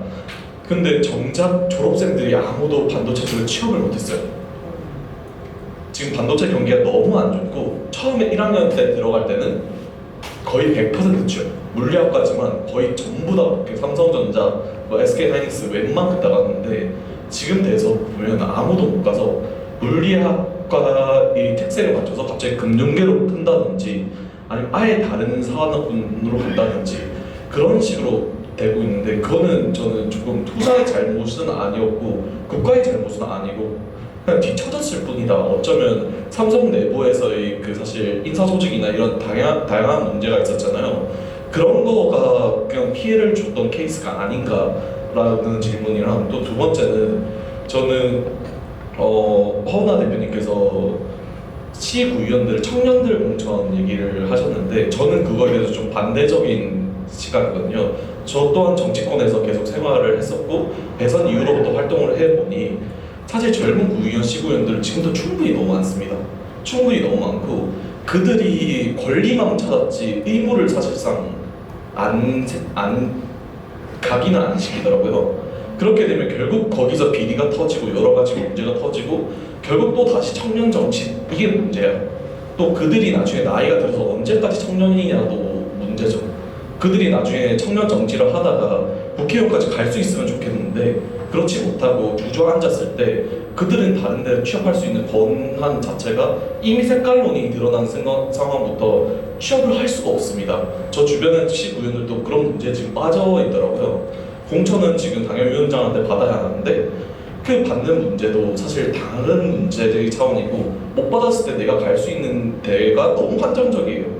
그런 거에 대해서 사실 개혁신당이 어떤 커리큘럼을 가지고 정치학교를 하는지는 잘 모르겠으나 이런 걸 혹시 방지할 수 있는지도 궁금합니다. 예, 너무 디테일하게 들어갔습니다. 여러분이 질문해 주신 내용들이 거의 청년 전반의 문제들이라고 보고 지금 그 질문은 다 통과를 해서 두 분께 질문에 대한 답변을 듣도록 하겠습니다. 아마 성의 차리진 않으시겠지만 그래도 우리 여기까지 오늘 합시다. 예, 먼저 대표님께서 먼저 말씀해 주십시오. 진짜 같이 밤새고 싶다. 맞습니다. 우선 뭐 일자리 없어서 그 중소기업 얘기하셨던 부분에 있어서는 사실 이 부분은 제가 가장 목마른 지점이죠. 저도 작은 스타트업을 했었고 그렇게 진행해 왔기 때문에 지속적으로 얘기하고 있습니다. 지속적으로. 그리고 이제 저희가 시대와 그러니까 체제가 완전 바뀌어야 된다라고 생각하는 이유가 바로 이거예요. 우리가 이것도 복지일 수 있는 거거든요. 그래서 그 부분은 나중에 한번 간담회를 할 때 더 진지하게 좀 얘기를 해봤으면 좋겠다는 생각입니다. 지금 사실 인식에 대한 얘기 많이 하셨거든요. 우리가 진짜 선진화가 되는 것은 인식의 변화가 돼야 되는 거예요. 그리고 사다리라는 것은 청년이 뭐 취업을 하는 것도 좋지만 저희가 그래서 스타트업들을 저희 타겟으로 생각하는데 스타트업이 중견기업이 되고 대기업이 될 수 있도록 그 사다리를 만들어주는 게 저희의 역할이 돼야 돼요. 그게 15년 뒤를 바라보고 20년 뒤를 바라보는 거라고 생각하거든요. 그래서 그 부분에 대한 저희가 그 정책적인 방향들을 계속 얘기하고는 있어요. 간담회도 했었고. 그래서 이 부분은 한번 지금 저희 당원이신가요? 네, 그렇습니다. 네, 그러면 추후에 이 부분 얘기할 때 한번 같이 논의를 했으면 좋겠습니다. 여러분이 오늘 말씀하시는 것 중에 아마도 저희가 정책 간담회를 하거나 한다는 공지를 할 때가 있을 겁니다. 그러면 그 간담회 전에라도 당협위원장들께 함께 하실 분들을 좀 찾을 거예요. 그럼 그때 여러분이 좀 참여를 좀 해주셨으면 좋겠습니다. 저희는 이번에 교육처럼 한 번 하고 끝나는 거 안 하려고 하거든요. 그래서 이 부분은 진짜로 풀어야 될 숙제입니다. 아까 또 어떤 분도 그 중소기업 얘기하셨거든요. 그리고 또 지금 교육에 대한 말씀을 하셨어요. 교육을 너무 우리한테 많은 잡다한 능력치 원하는 거 아니냐. 저도 그런 것 같아요. 너무 말이 안 돼. 진짜 뭐 코딩은 그래도 뭐 나 혼자서 홈페이지 만들라는 건가? 뭐 이런 생각이 들긴 하는데 저는 이게 좀 말이 안 된다고 생각합니다. 예를 들어서 조금 전에 뭐 인턴 보좌관 얘기도 하셨는데 인턴 보좌관한테 릴스 카드 뭐 당연히 하겠지? 라고 생각을 한다 라면서 일을 시키는 것에 대해서 어떻게 생각하냐 그 말씀하신 거였잖아요. 네. 아마도 그 의원실은요 대부분 가장 그 제일 중요하게 생각하는 게 정책과 공보예요. 그리고 가장 등한시하는 게 홍보예요. 그러다 보니까 인턴과 이제 8급 정도를 홍보를 시키려고 하는 경우가 있죠. 그래서 그런 식으로 찾으려고 하는 경우는 있습니다. 그래서 저는 만약에 의원실에 여러분이 취업을 하고 싶잖아요. 그럼 하나 팁을 좀 드릴게요. 여러분의 전문성을 아주 자세하게 썼으면 좋겠어요. 그래서 그 전문성에 대한 걸 누구보다도 의원실은 그 의원 하나를 가지고 돌아가거든요. 그러니까 그 의원에 대한 분석을 해서 내가 할 수 있는 이 부분을 내가 아주 잘한다 라는 식으로 해서 내가 인턴이지만 내가 이 일을 해보겠다 라고 하면 면접 보는 분들의 생각이 바뀔 수 있어요. 그래서 그걸 한번 참고해 주시고요. 저희가 그 초등교사 노조하고 얘기하는 것이 처음에 말씀하셨던 게 너무 많은 걸 잡다하게 우리가 초등학교 때부터 가르치는 게 아니냐에 대한 얘기를 하고 있습니다. 진짜 풀기가 상당히 어렵지만 그 부분을 얘기하면 중소기업이랑 똑같이 해서 그 부분도 추후에 필요하다면 함께 이야기 나눠보고 싶다라는 거고요. 그리고 시대가 지금도 좀 우리 친구가 알을 깨지 못하는 부분 그 부분 얘기를 하셨어요. 저희가 지금 생각하는 것 중에 정책적 방향을 경제를 최우선으로 하고 그 다음을 사회로 하는데 그 사회에서 첫 번째가 존중이고 두 번째가 치유예요. 저희 아까 말했던 것처럼 이 제복 입은 사람들에 대한 존중이 너무 없는 사회예요. 그리고 직업에 따라 왜 사람을 나눕니까? 그죠? 그 부분을 바꿔야 되거든요. 그래서 그 부분에 대한 존중, 그 다음에 치유가 기존 시대에서 생각지도 못했던 부분이라고 생각합니다. 양양자 원내대표가 사실 치유센터 관련해서도 하셔서 지금 그 제주도에 있었었죠. 그래서 거기 현장도 가보긴 했는데요. 저희 광주구나, 광주. 그래서 이 치유 관련된 부분에 대해서도 저희가 집중하는 하나의 아젠다입니다. 지금 당장에 저희가 뭐 갑자기 찾아가서 만난다고 해서 쇼만 된다라고 생각하기 때문에 그분의 심리적인 거는 우리 숨어있는 청년들을 어떻게 깨울 수 있을지에 대한 거를 우리 당원께서 함께 고민해 주신 걸 얘기해 주셔도 되게 고마울 것 같다. 그리고 그런 간담회도 한번 해보고 싶다라는 생각이 들고 있습니다. 그리고 이제 빠르게 할게요. IMF 그러니까 1등 이거 가오상 하니까 뭐 되게 길게 말씀하신 분이 가셨나? 여기 계신 말씀 너무나 잘해주셨어요. 지금 이게 문제예요, 사실. 그러니까 1등만이 살 수 있는 시대 같은 생각이 들고 그러다 보니까 대기업에 안 가면 가오도 안 살고 사실은 복지 부분도 제대로 평가받지 못하니까 작은 기업 가기 싫고 뭐 이런저런 얘기를 말씀을 해주셨잖아요. 그거 맞습니다. 저희 칭찬 엄청 많이 해주셨고 너무 감사하게 생각하고 저희는 대기업이 망하길 바라지는 않는 그 정당입니다. 대기업이 망하면 안 됩니다. 다만 대기업의 구조를 바꿔나가야 된다고 생각합니다.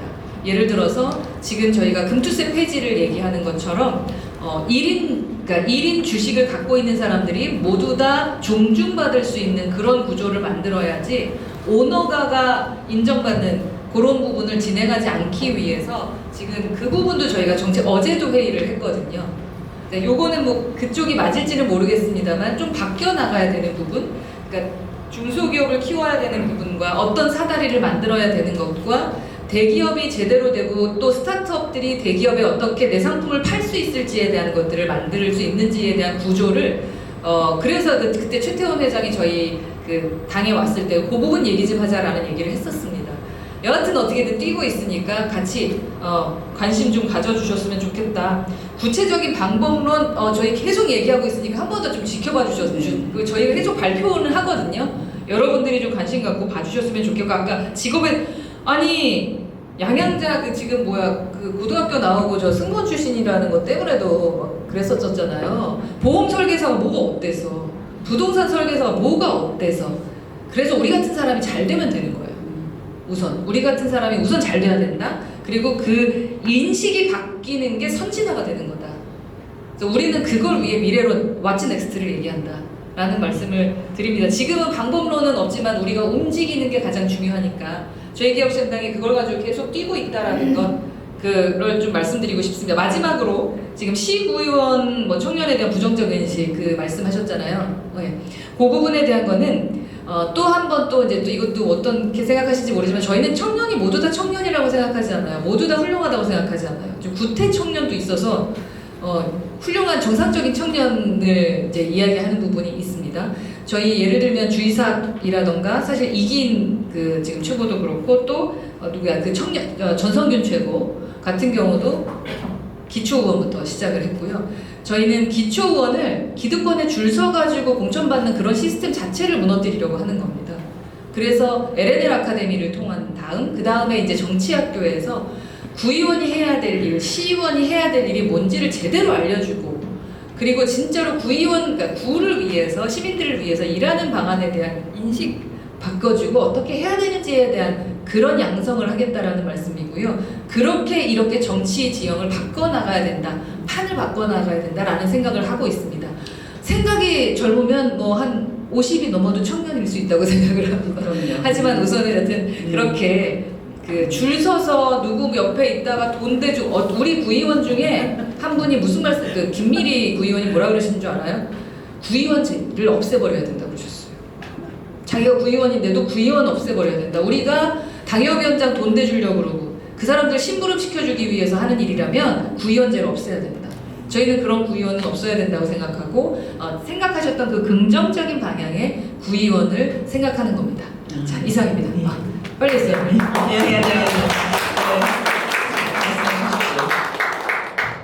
우선 우리 사회가 그 청년도 불안하고 그다음에 장년도 불행하고 노년은 부루하고 이런 사회잖아요. 그래서 참 안타깝다는 생각이 드는데 그럼에도 불구하고 우리가 긍정적인 방향으로 대안을 내야 되잖아요.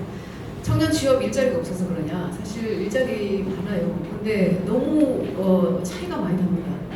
예를 들면 그 대기업에 취업을 하고 싶어도 대기업에 가고 싶은 사람이 중소기업에 가게 하려고 하는 정책 중에 하나가 반도체 같은 경우는 그 군면제 3년 다니면 군면제 있잖아요. 근데 거기가 정거장이에요. 그냥 한번 갔다가 다시 나옵니다. 3년 되면. 이런 정책들이 문제 있다고 계속 얘기를 해도 정부에서 어떻게 할 수가 없어요. 그 정도로라도 좀 해야 되지 않느냐라는 그 정도라도 해야 중소기업이 그나마 일을 할 수 있지 않느냐 이런 얘기를 하는데 큰 문제가 또 일하고 나오면 구직한다고 또 이게 뭐죠 무슨 수당 주죠? 이게 실업수당. 그러니까 실업수당도 사실은 그걸 이제 좋은 정책인데 그게 기업의 입장에서 보면 악용된다라고 많이 그렇게 얘기를 하고 있어요. 이런 것들이 정말 신뢰 사회가 돼야 된다. 신뢰 사회가 되고 진짜 필요한 사람들이 쓰고 진짜 필요한 사람들이 해야 되는데 그거 안 가져가면 마치 상대적 박탈감을 느끼는 것처럼 그렇게 하는 게 정말 큰 문제라는 생각이 들고요. 그리고 정책이 스며들고 있는가 지방 기업까지 작은 기업들까지 안 스며들고 있습니다. 정말 안 스며들고 있죠. 예를 들면 이제 사실 제가 왜 대만을 예를 많이 드냐면 대만을 자주 가는 이유가 대만은 국가가 나서서 해주는 것들이 그 기업들이 저비용으로 할 수 있는 것들을 많이 해줘요. 근데 우리나라 보실까요? 팹리스 중요하다고 얘기하거든요. 팹리스가 어느 부처의 담당이에요? 이게 중기부 담당이에요? 산자부 담당이에요? 가계부 담당이에요? 다 섞여가지고 돈은 돈대로 나가고 기업은 기업대로 혜택을 못 받습니다. 그런 게 너무나 많고 그 다음에 출산 정책 이런 거 작은 기업들이 할 수가 없어요. 출산 정책이 스며들게 하려면 그만한 지원을 해줘야 되잖아요. 그러니까 이런 지원들이 왜 안 되냐? 결국은 세수가 또 줄어들어요 지금. 그러니까 이게 악순환이 계속 반복되고 이러다가 정말 이게 정말 어려운 나라가 되는데 이걸 어떻게 막을 거냐? 결국은 정치가 막아줘야 되거든요. 제대로 가게끔 물꼬를 제대로 방향을 틀어줘야 된다. 이 말씀을 드리고 정치국제학과가 박지영 우리 청년님 이 예, 청년들에게 적당한 것들을 요구를 많이 한다고 하는데 지금 사회가 그만큼 좀 복잡해졌어요. 복잡한 융합 기술들을 많이 요구를 합니다. 그리고 한 사람 뽑아서 다 시키려고 그래요. 국회 보좌관도 비서관도 너 이거 닐스도 만들고 홍보도 하고 다 해 막 이러거든요. 이게 넘나들어요. 그럴 수밖에 없는 상황이 된 거예요. 근데 이게 미디어 어떤 지형이라든지 이런 것들도 너무 많이 바뀌어가지고 우리가 따라가기가 상당히 힘들지만 그래도 우리가 해야 되는 걸 뭐냐면 결국 위너 테이크스 올 그러니까 빅테크들이 다 테크 기업들이 다 가져가잖아요. 그러면 더 잘 해야 되는 게 정치거든요. 더 그들의 어떤 정책들을 촘촘하게 잘 펼쳐 나가야 되는데 대기업들도 돈 많이 벌어가지고 세금 내는 것 특히 두려워하고 힘들어하고 안 내려고 하잖아요. 근데 이런 것들을 제대로 바꿔내려면 결국 신뢰 사회를 만들어야 되는데 그게 정치가 하는 일들입니다. 아까 문과인데 어떻게 해야 되냐? 나 문과인데 어떻게 해야 되냐? 제가 얼마 전에 이번 학기에 동국대학교 정치외교학과 강의를 박명호 교수님하고 같이 코워크를 했어요. 그분들이 정치외교학과잖아요. 문과잖아요. 철저하게. 제가 뭐라고 얘기했냐면 지금은 사실은 외교가 기술이 외교예요. 기술을 알아야 외교가 돼요. 국방도 기술이에요. 경제도 기술이지만 그래서 기술을 모르면 외교가 안 돼.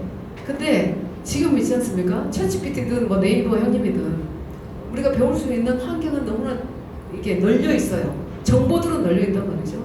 근데 그걸 어떻게 해줄 거냐? 근데 저는 기본소득에 대해서 여기서 이런 데서 적용이 돼야 된다고 보는데 기본적으로 공부할 수 있는 여건은 해줘야 돼요. 2만 얼마씩 우리 청년들 못 내요. 챗GPT 쓰는 때 유료 쓰는 사람 돈 내고. 네, 아깝잖아요. 근데 그 아까운 것보다 훨씬 더 많은 정보를 주거든요. 써보면. 그런데 이게 너무 부담스러운 거예요. 학생들도 그렇고.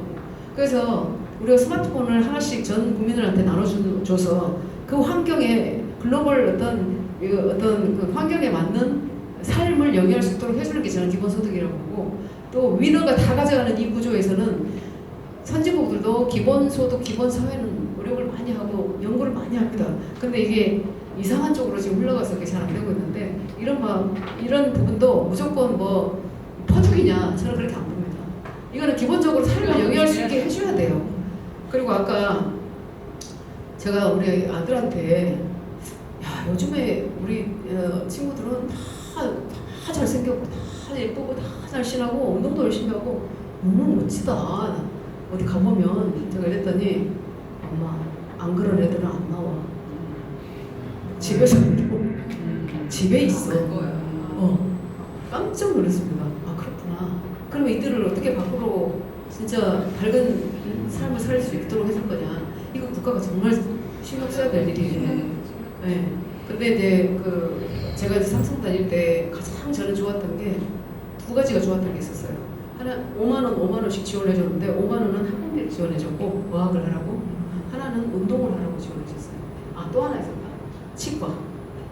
이빨을 치료는 너무 돈이 많이 드니까 5만 원 해서 그걸 지원해 주는데 너무 좋더라고요.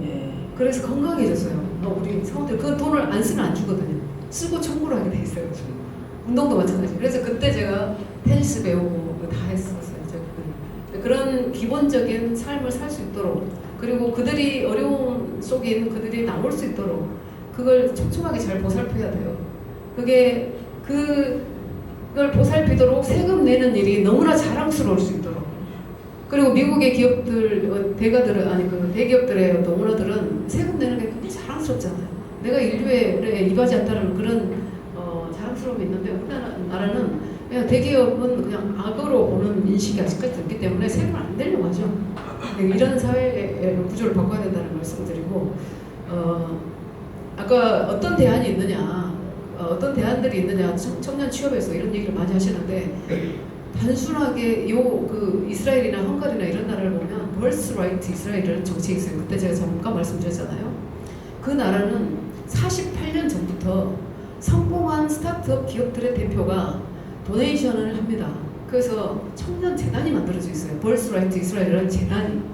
거기서 85만 명이 이스라엘을 다녀갑니다. 그리고 그 국내에서 스타트업을 할 수 있는 기회를 줘요. 5번의 실패까지도 다 지원합니다. 우리나라 그 실패가 몇 회인 줄 아세요?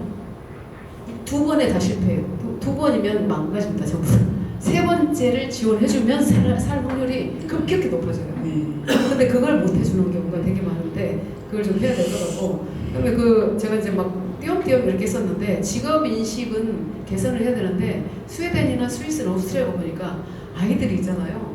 나는 내가 무슨 보험 설계사든 뭐든 존중받아요. 그 아이가 뭐든 존중받고 학교 안 가도 돼요. 학교 안 가고 그냥 선생님한테 전화해서 오늘 친구들하고 뭐 하기로 했어요. 말만 하면 되더라고요. 그리고 부모님들하고 어디 방문하기로 했어요. 이게 다 수업인 거예요. 그리고 무엇을 하든지 간에 다 인식되는 우리나라 어때요? 아까 정말 절절하게 저는 공감합니다. 그 직업에 대해서. 그리고 대치동에서는 있잖아요. 의대간 엄마들은 의대간 아들보다 대우를 받습니다. 다 상황 신청하러 앉아있어요. 거기. 네, 다 상황 신청 앉아있고 거기서부터 이게 순위가 정해져요. 엄마들의 순위가.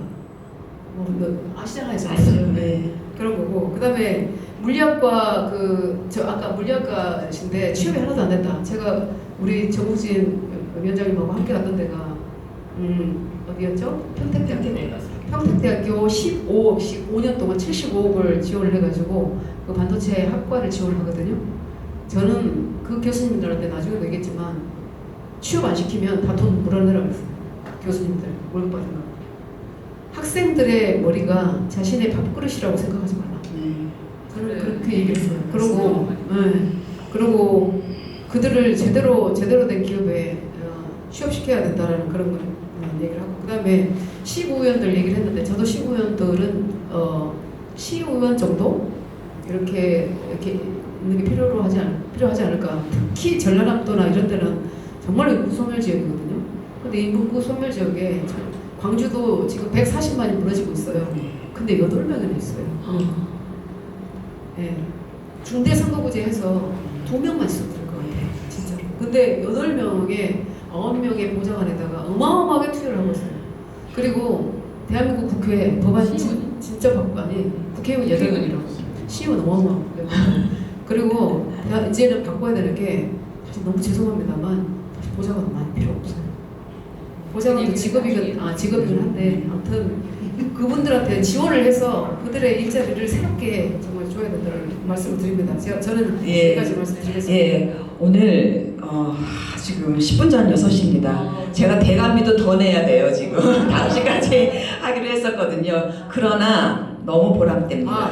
여러분들의 이 뜨거운 열기가 너무 죄송해요. 제가 양양자 전 원내대표님 답하세요 했던 게 바라고 박경구님 반도체 비례가 인재가 문제냐 인프라가 문제냐. 네, 맞습니다. 아까 그 질문 되셨죠. 말씀 안 하셨는데 둘 다 문제입니다 지금. 둘 다 문제. 그리고 우리가 아까 제가 얘기했던 키워드 정말로 대세 기술이 뭐냐, 대한민국에 필연적으로 해야 될 일들이 뭐냐, 산업이 뭐냐가 정확하게 돼 있어서 그쪽으로 인도를 해서 육성을 시켜야 되는데 그 인재가 안 나오는 거가 그게 제대로 안 만들어져 있기 때문에 그렇고, 인프라도 제가 얘기했지 않습니까? 인프라도 너무나 부족하고, 그리고 대학마다 다 나눠먹기가 너무 있어요. 교육 예산도. 그래서 이런 것들을 어떻게 바꾸냐? 정치가 바꿔야 된다. 누가 바꾸냐? 개혁신당이 바꾼다.